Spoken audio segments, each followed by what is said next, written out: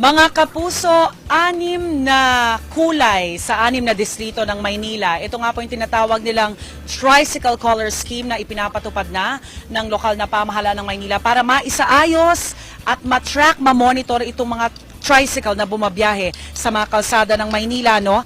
Alamin natin ang karagdagang impormasyon ukol dyan. Makausap po natin Vice Mayor Isko Moreno, na siyang traffic czar din dito sa Maynila. Bus, truck, ngayon naman yung mga sasakyang tatlo, ang gulong. Gaano ba kalaking sakit ng ulo? Problema itong mga tricycle dati, Vice? Mas malaki ang problema ngayon sa tatlong gulong kasi tatlong uri yan. Yung pedicab at saka yung kuliglig at saka itong talagang tricycle. No? Kasi ang nauna talaga ay tricycle. Ang problema natin sa sidecar, kusala lang yan na sumisibol. Kasi siyempre mura magpagawa ng sidecar. Ang problema naman natin sa kuliglig ay yung usok na binubuga nung kanilang mga tuti na yung kasi mga ano yan mga water pump sa kung tawagin nila Robin yung makina. Tapos yung safety ng preno hindi minsan kaya nung makina. Unlike yung tricycle, talagang motorized sila, nakakategorize sila sa motorized.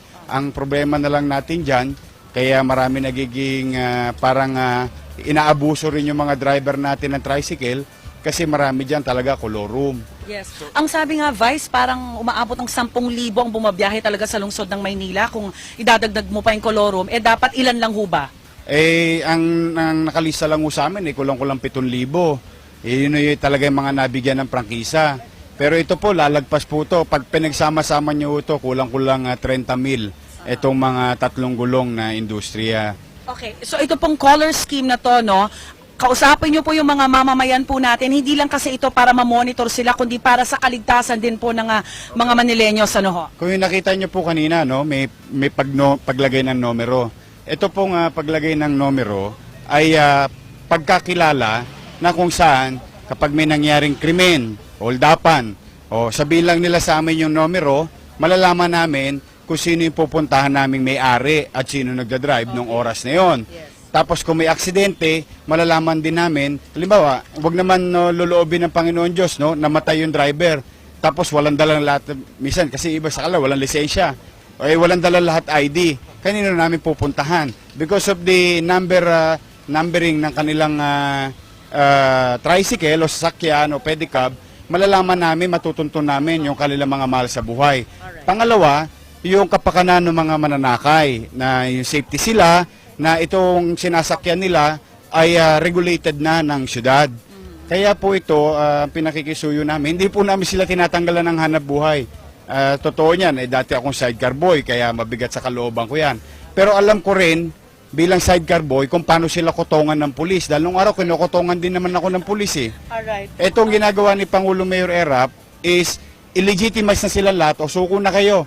May prangkisa, walang prangkisa, lalagyan na namin kayo ng permit. Tapos yung kailangan ng prangkisa, bibigyan ng konseho ng prangkisa.